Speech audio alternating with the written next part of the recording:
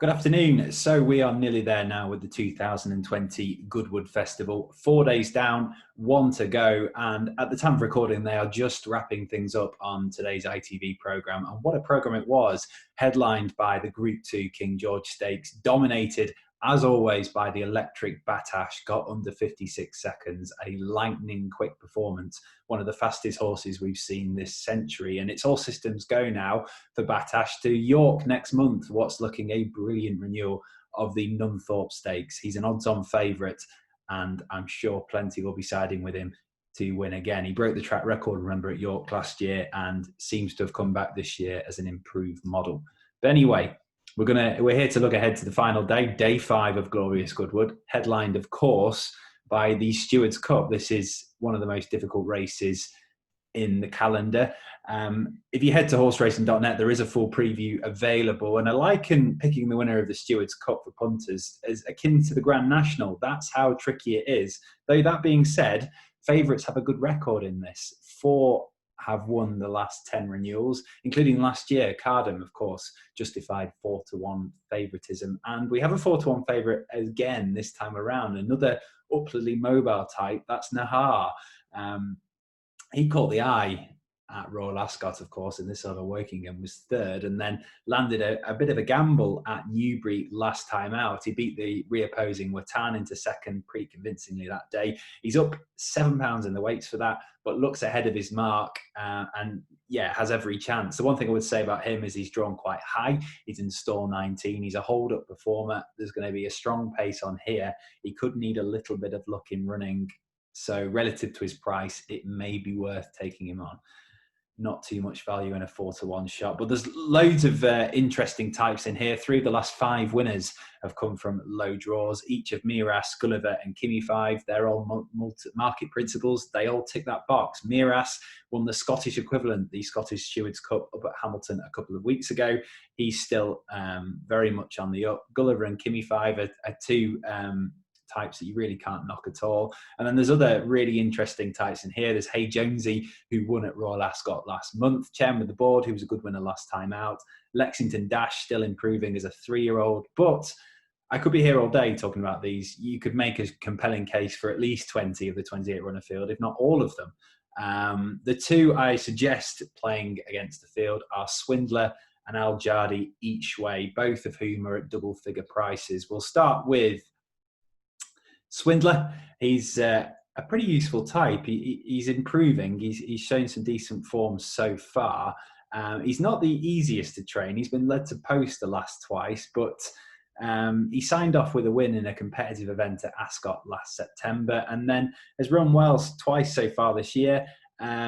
He's run well once so far this year. He'll strip fitter after finishing 5th at Newmarket last month. The strong pace should give him something to aim for here. Like the favourite Nahar, he's more of a hold-up performer, waits to make his move, but he's at 3-4 times the price of Nahar. He's an improving type, could offer a bit of value to hit the frame at about 16-1 at the time of recording. And then on the opposite end of the in-running spectrum is Al Jardi, who's a proper bona fide frontrunner, and he's been in really good form since switching to the Robert Cowell team. He's won 2 of his first 3 starts for the yard so far this season, and he was a commanding all-the-way winner at Windsor last time out. There's no doubt that this is tougher. He's up slightly in the weights for that performance, but he's very game. He's very straightforward and genuine. He's on a high draw as well.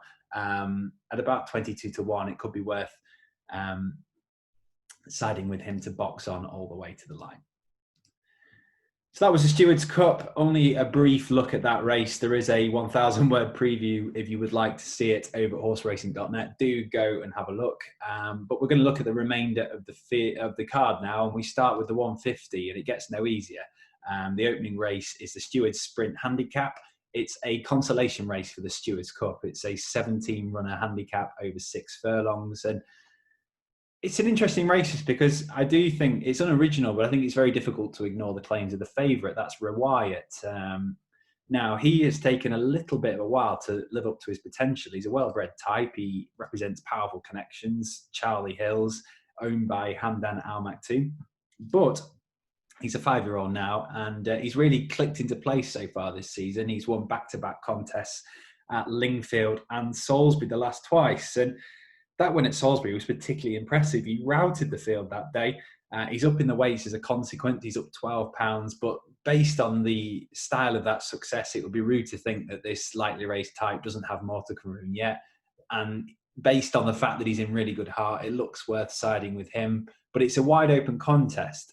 You can't discount Tommy G, who loves it at Goodwood and loves it in this race. He's got a brilliant record in this consolation. He won it in 2018.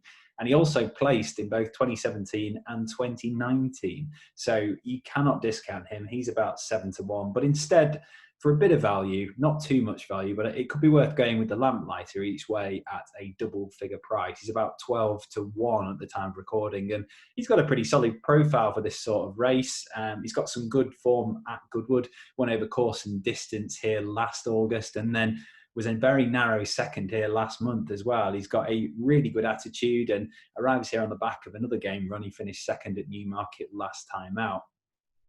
It's reasonably well drawn in stall 8. He's 12-1. Fancy him to hit the frame, give you a bit of place money if you want to take on the favourite. But Riwayat is the selection. Race 2 now, anyway. We have another handicap. This is the Unibet Summer Handicap for the Stewards Mile and 6. 10 due to go to post here. And this is pretty open. Laffy is the favourite at the moment. He's 5-2, and that's because he's looked a real improved model in 2 starts this season since having a gelding operation. Won at Newbury on reappearance, and then finished a really good second at Haydock last time out. The thing about him is he's going up in the weights pretty steadily here. He was second at Haydock off 98. He is arriving here up £3 off 101. This is a big ask for him. Similar comments really apply to Calling the Wind as well. He's been in brilliant form so far this year. The 4-year-old, he has won twice. Won at Southall on the Fibre Sand back in January, and then won last time out by a neck at Ascot. But he is also going up the weights. He's up £7 for that latest success for the Richard Hughes team. Can't discount him, but it could be worth taking a chance on one here at about 8-10-1, and that is King's Advice. Now, you may remember him from last year. He won this race and completed a remarkable sequence to do so. It was his 8th win in his 9 starts, first 9 starts of that campaign. Remarkable, went a long way up the handicap as a consequence, and sort of forced him into Pattern and Listed Company from that point. And he's had a lot of tough assignments since, and admittedly, he hasn't shown an awful lot as a consequence. He was nowhere near on his 2 most recent starts. So it is going to take a bit of leap of faith to support him here. He was 13th of 13 at Newmarket in the middle of July. But he is slowly but surely coming down the weights now. He is down to a mark of 104. That's £4 lighter than when winning this race last year. He's clearly suited by course and distance. The switch to Goodwood may rejuvenate him, and he represents a Mark Johnston team whose runners never seem to stay beaten or in a rut for too long. So at about 10-1 in what's an open race, it could be worth siding with King's Advice, who has proven course and distance form in the book.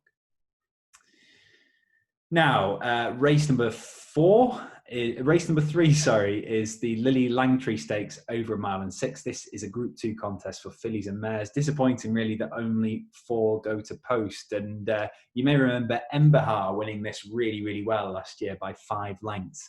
And to be quite honest, it's very difficult to look past her this time around. She beat Manuel de Vega last year, and that rivalry opposes. Those two are the market principles. And granted, Manuel de Vega has been in brilliant form so far this year. She's won both of her starts at group level at Haydock so far this campaign.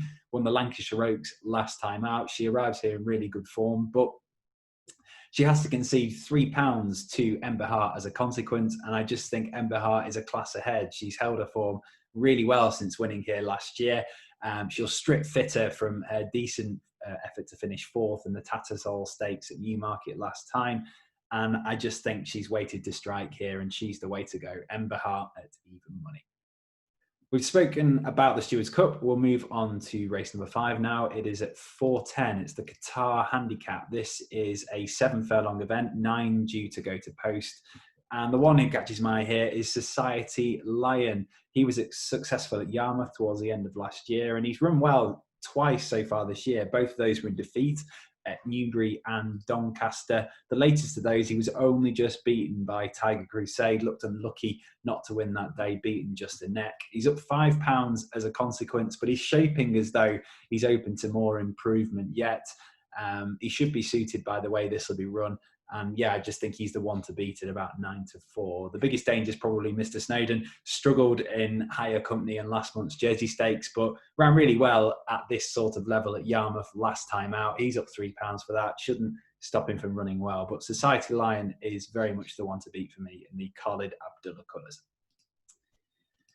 Penultimate race now is the 440, another 7 furlong event. This is a maiden 11 due to go to Postham. This is one of those tricky 2-year-old races here at Goodwood because 4 of the 11 are making their respective debuts and no runner has run more than twice. At the time of recording, the favourite is Titian.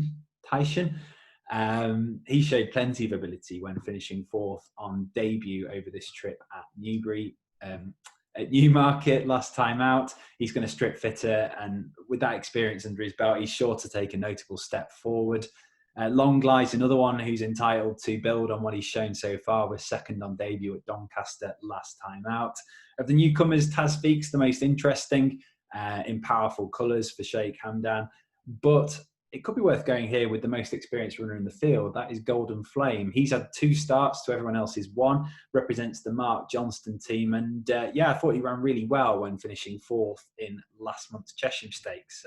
Now that form is proving really strong, isn't it? Because the second has won since, and the winner, Battleground, has won, if you may remember, at Glorious Goodwood so far this week. He's been given time to freshen up from that by Mark Johnston. And bearing in mind that they seemingly think pretty highly of this colt, he has an entry in next month's National Stakes at the Curragh. He's fancied to prove 2 streetwise for this field on his 3rd start, and he can get off the mark at the 3rd attempt.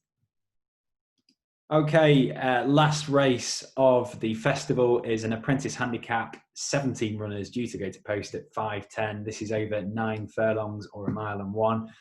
And the thing with this sort of race is sometimes the jockey bookings can be just as important as, you know, the general things when looking for a winner of a race, like form, like draw and ground and things like that. But yeah, there can be a real mix of jockeys on board for this. There's loads of different profiles in here. There's some veterans who have quite a bit to prove at the moment. Dolphin Vista coming through, Anything Today, all recognisable names, all a little bit under form at the moment. Then you've got others coming into here in really good hearts. Streak Lightning, hats off to Larry, both been running really well so far this season. But the one I find it very difficult to look past is Murad, the top weight and the 9-2 favourite. And he has a certain Kieran Fallon Jr. on board. That's a huge plus in this sort of event, an apprentice race, especially in one with 17 runners where there could be some trouble. Kieran Fallon is an old head on young shoulders. He's shown that so far already during his career. Murad has got a really solid profile to boot as well. He's produced excellent efforts to place at Sandown and York the last twice. He himself is still pretty lightly raced for his age. He is a 4-year-old. And he steps up in trip for the first time today, up to 9 furlongs. I think that will suit him. He's on a career high mark, but he shapes as one who could be open to a little bit more improvement yet. And under Kieran Fallon, he can take the finale and hopefully round off a long old week, but a really exciting week with a winner. Hope you've enjoyed Glorious Goodwood. Hopefully you've had plenty of winners as well. Do keep your eyes peeled on horseracing.net. We'll be keeping up to date with everything going on in a brilliant month of August. Not long until York, so do keep your eyes peeled.